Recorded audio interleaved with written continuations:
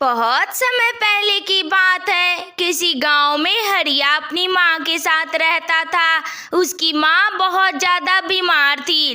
बेटा हरिया, अब मैं नहीं जी सकती, मेरा अंतिम समय आ गया है। तू अपना ख्याल रखना और जो मेरी अंतिम इच्छा है उसे पूरा करना। नहीं नहीं माँ, मैं तुम्हें कुछ नहीं होने दूंगा। तुम शहर चलो मेरे साथ, मैं अच्छे अस्पताल में तुम्हारा इलाज करवाऊंगा और तुम ठीक हो जाओगी। तुम्हारे सिवा मेरा इस दुनिया में है ही कौन माँ। तुम अपना इलाज करवाओगी तो ठीक हो जाओगी। तुम मेरी बात मानो माँ और शहर चलो। तुम्हें कुछ हो जाएगा तो मैं जी नहीं पाऊंगा। बेटा हरिया, मुझे पता है मैं ज्यादा दिन नहीं जीऊंगी। जितने दिन जीऊंगी मुझे गांव में अपनी जन्मभूमि अपने यहीं रहने दे। मुझे कहीं नहीं जाना, मुझे यहीं रहने दे। लेकिन तू मेरी अंतिम इच्छा बोल, पूरा करेगा ना? ऐसा मत बोलो माँ, तुम्हें कुछ नहीं होगा। लेकिन बताओ तुम्हारी क्या है अंतिम इच्छा? मैं जरूर पूरा करूँगा माँ। मुझे बताओ क्या है तुम्हारी इच्छा? बेटा, शमशान के आगे जो मंदिर है तू उसी में पुजारी का काम कर। मुझे जब भी तुझे देखने का मन होगा मैं वहीं देख लूंगी। तू मेरे आंखों के सामने तो रहेगा। तू वहीं रहना, मेरी यही इच्छा है। तभी हरिया की माँ को जोर जोर से खांसी होने लगती है और वहीं पर उसकी मौत हो जाती है। माँ तू क्यों चली गई? तुम्हारे बिना मैं कैसे जीऊंगा? मेरा तो इस दुनिया में तुम्हारे अलावा कोई नहीं है। तू क्यों चली गई? लेकिन मैं तुम्हारी अंतिम इच्छा जरूर पूरा करूंगा। मैं उसी मंदिर में पुजारी बनकर रहूंगा और तुमसे रोज मिलने भी आऊंगा माँ। फिर क्या था, कुछ दिन बीत जाते हैं। माँ के बताए गए मंदिर पर हरिया रहने लगता है। उसे हर पल माँ की याद सताती रहती है और वह रोता रहता है। मुझे माँ से मिलने जाना चाहिए। मुझे उसकी बहुत याद आ रही है। एक भी दिन ऐसा नहीं गुजरा जिस दिन मुझे माँ की याद ना आई हो। मैं जा रहा हूँ माँ से मिलने। फिर क्या था, रात हो गई थी। हरिया शमशान अपनी माँ से मिलने आ गया था। आज उसे अपनी माँ की बहुत याद आ रही थी। माँ, ओ माँ, कहाँ हो तुम? मैं रोज तुमसे मिलने आया करता हूँ पर तुम्हारा तो कभी मन नहीं करता मुझसे मिलने का। तुम क्यों नहीं आती हो?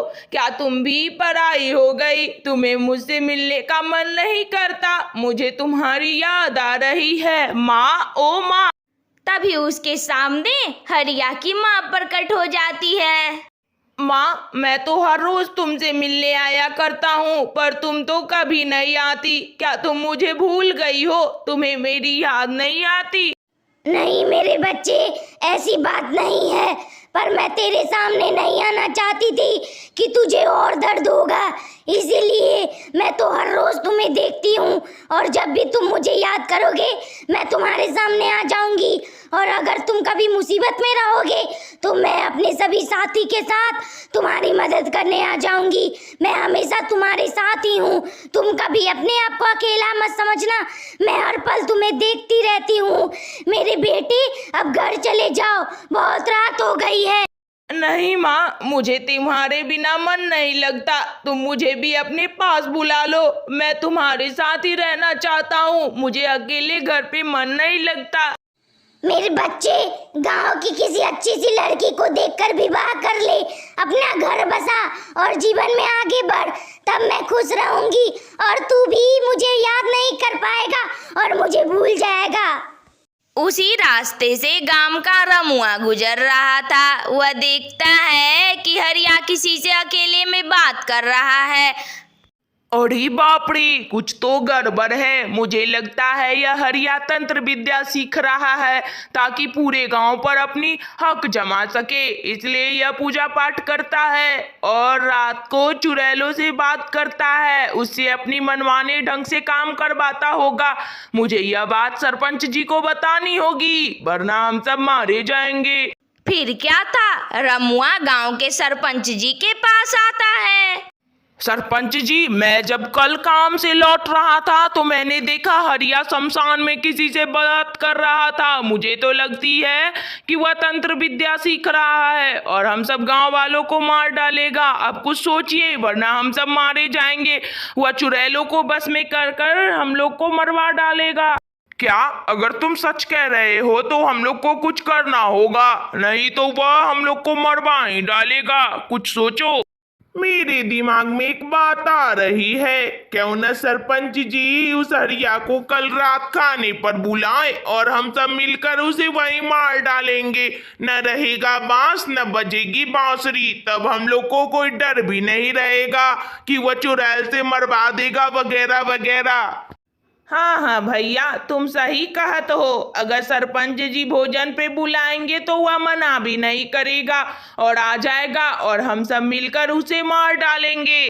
ठीक है, अगर इसी में गांव की भलाई है तो मैं ऐसा ही करूंगा। मैं कल ही उसे भोजन पे अपने घर बुलाऊंगा। सरपंच जी और गांव के अन्य लोग मंदिर पहुंच जाते हैं हरिया को भोजन का निमंत्रण देने।